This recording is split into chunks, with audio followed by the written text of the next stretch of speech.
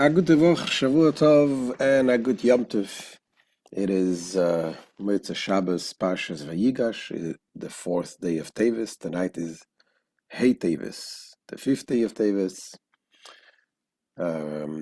Fifth day of Teves, of course, is the Yom Tov of the Rebbe, the Yom Tov, that the holiday that we celebrate, the victory that the Rebbe had back in 1987, Tafshin Mem Zayin, where there was the court case when a federal judge, a not Jewish judge, recognized the fact that the library of the Rebbe belongs to the Rebbe, to the Hasidim, and this was a great victory, a great Yom Tov to the Rebbe, to the Hasidim, that even someone who is not Jewish understood what it means a Rebbe, what is the relationship between a Rebbe and a Chassid.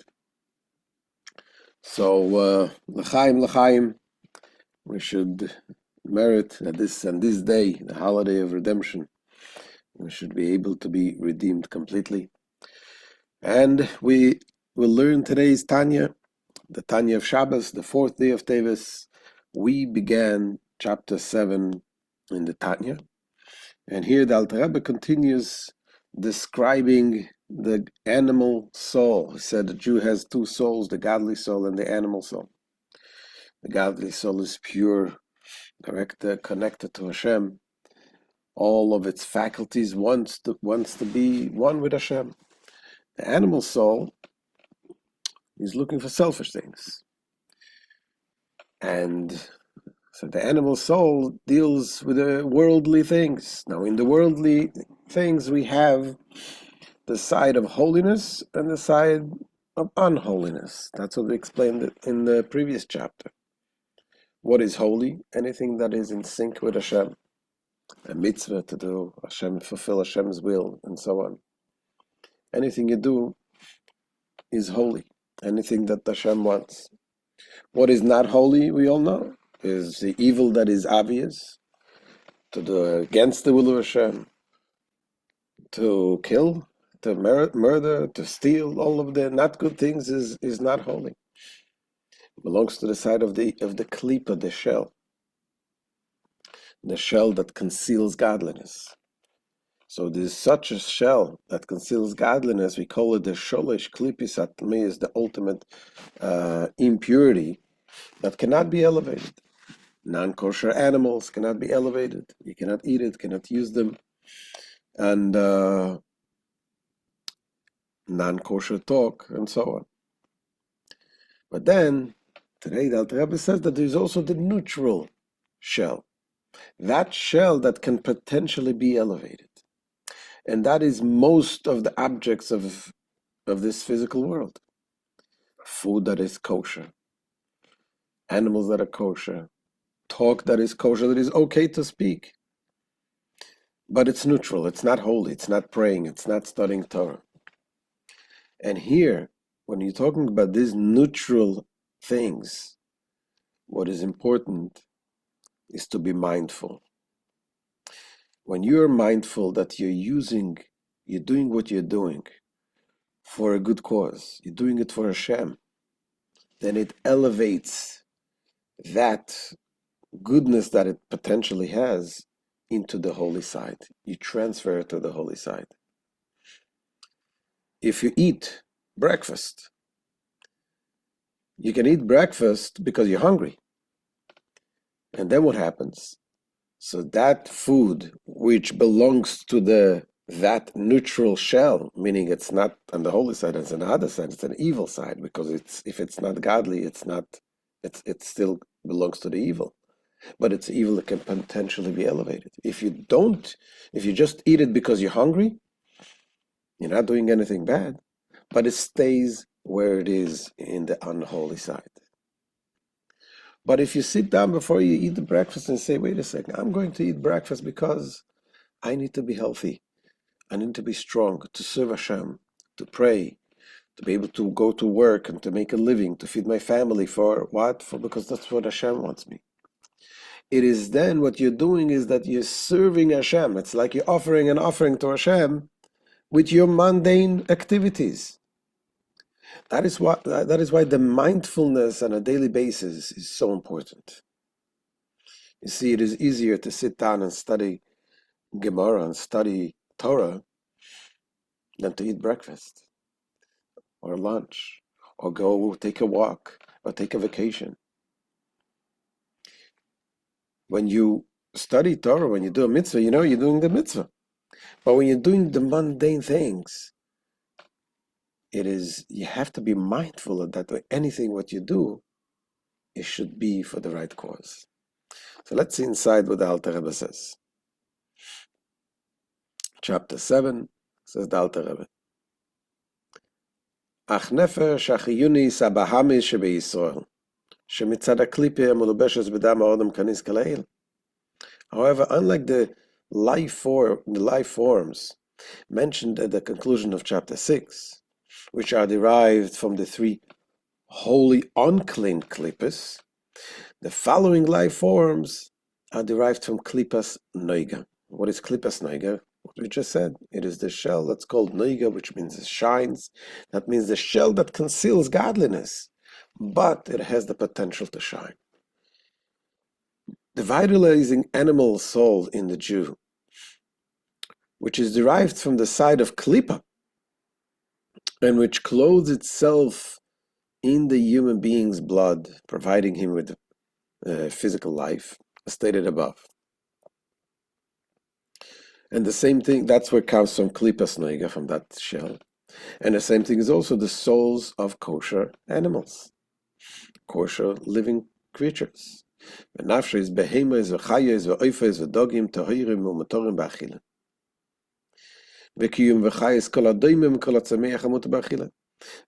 of the animal, beasts, birds, and fish, which are pure according to the laws of the Torah, and are thus permitted for Jewish consumption, as also the existence and vitality of everything in the inanimate and the vegetable world that is permissible for consumption, because there are certain vegetables that you're not allowed to eat. For example, the first 3 years of the fruit you cannot eat. Anything which is permissible receives its life from that place, which is called klippas noiga. Not only that, also the garments of the soul, as we explained. What are the garments of the soul? The thoughts, the speech, and action. So the energy in the thought, the speech, and action also comes from that impure place, the neutral place, the thing that can become holy. So too, the existence and vitality of every act, utterance, and thought in mundane matters that contain no forbidden aspect, being neither a root nor branch of the 365 prohibitions, prohibitive precepts, and their offshoots prohibited either by the unexplicit authority of the Torah or rabbinic enactment. If something that has no prohibition whatsoever, it's kosher, it's 100% okay to say. However, it is not godly, it is not holy, it is not doing for the sake of Hashem. Yet, when these permitted thoughts, utterance, or acts are not performed for the sake of heaven, as they ought to be,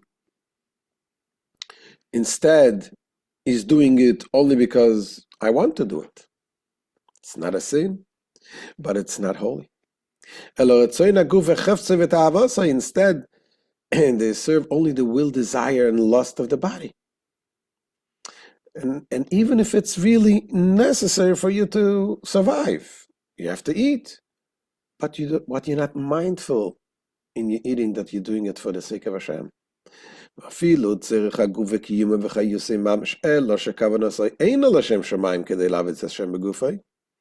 And even where it is a need of the body and necessary for its very preservation and life, such as eating, which the body requires for its very existence, and without which it cannot possibly live.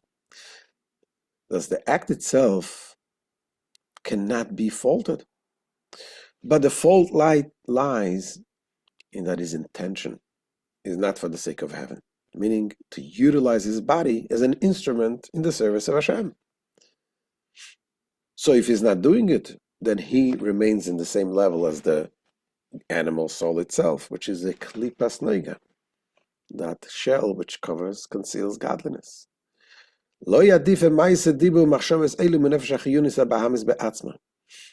In this spiritual intent, if this spiritual intent is absent, then all these acts, utterances, and thoughts are no better than the vitalizing animal soul itself. והכל כאשר הכל נשפע ונמשך ממדרגה השניס שבקליפוס וסטרה אחרא שהיא קליפה רביעיס הנקראת קליפס נגע. And everything in this totality of things, meaning the soul with its actions, utterances, and thoughts, it flows and is drawn from the second level of klipos, the sitra achra, and which is the fourth klippa called klippas neiga. So as we said, the klippa in general, the shells in general, is divided into two. There is the three complete, utter, impure, and then there is the klippas neiga, which is the fourth. You have the three and the four. Number four, that is in the second category of klippa, which is potentially can be elevated. So that's where it comes from. For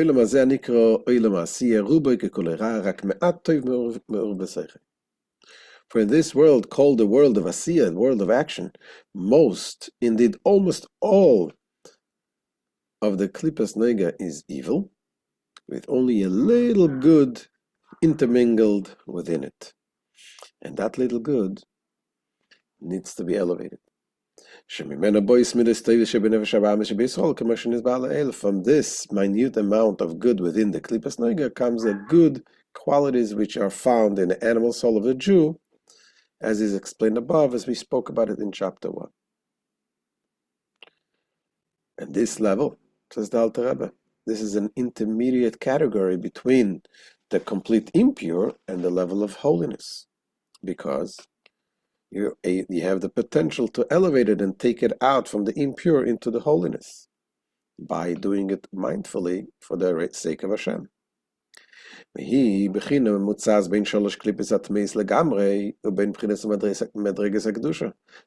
Nega is an intermediate category between the three complete unclean Klippas and the category and order of sanctity. ולכן, פעמים שהיא נכללה בשלוש קליפס התמייס, כמו שכוסו בית חיים שם ממתז ריש פרק ד' בשם הזויה, ופעמים שהיא נכללה ואוילה בבחינס מדרגס הקדושה. Therefore, it is sometimes absorbed within the three unclean klippas, as explained in Etz Chaim, Portal 49, beginning of chapter 4, citing the Zoya. And at other times, it is absorbed in and elevated to the category and level of sanctity. When is it elevated to sanctity? When you elevate that spark, when you're doing it for the sake of Hashem. That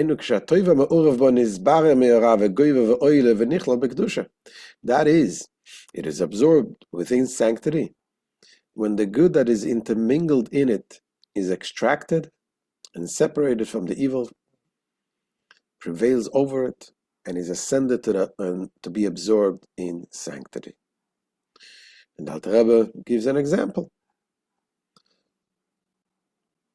Sometimes you need to eat good food,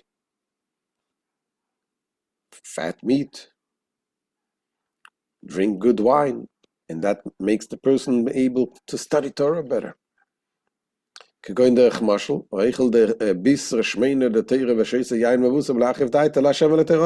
instance, if one eats fat beef and drinks spiced wine, not out of physical desires, but in order to broaden his mind for the service of God and his Torah, and for his Torah. Apparently they were not aware back then about cholesterol. But in any case, it brings from the Talmud that says, Rabbah, one of the great sages, said that wine and good fragrance makes his mind more receptive. As Rava said, the wine and fragrance make my mind more receptive. So you're able to study better when he's eating the good meat or drinking good wine. So then that is an act of holiness. He's elevating the spark that is in the wine. And he's doing a good thing. Another example is when one eats them in order to fulfill the commandments to enjoy Shabbos and the festivals. And Shabbos and the festivals, there's a mitzvah in the Torah, you should enjoy yourself. Enjoy yourself with a good meal. So when you eat the meal on Shabbos, and you have in mind that you're doing it for the sake of Shabbos, not because I just want to fulfill my appetite, my desires, my lusts. When you're doing it with the proper intent, when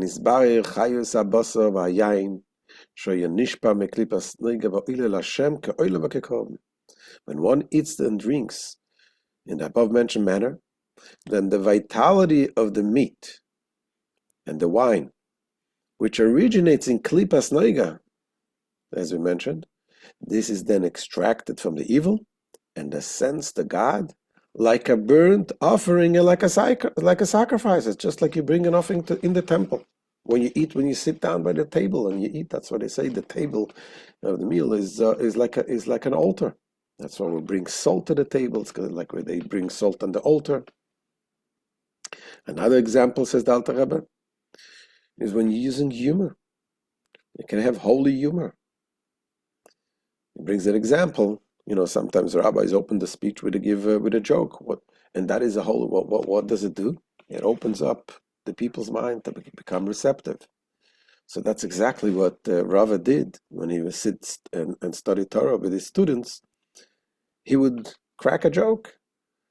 He would use some humor to open their minds, and then they would sit down with fear and seriousness and study the Torah, and they will be able to serve Hashem properly. So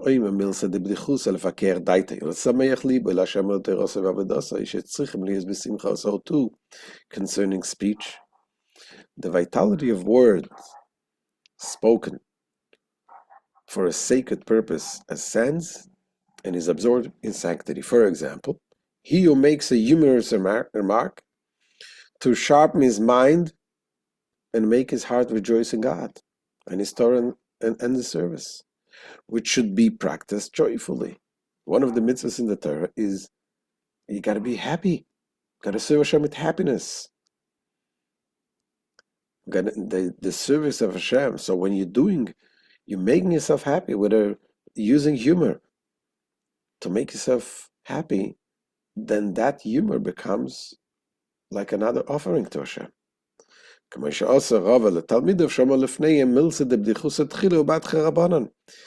As Rava was wont to do with his pupils, prefacing his discourses with a humorous remark, whereupon the students became cheerful and thereby more receptive and better able to understand the discourse.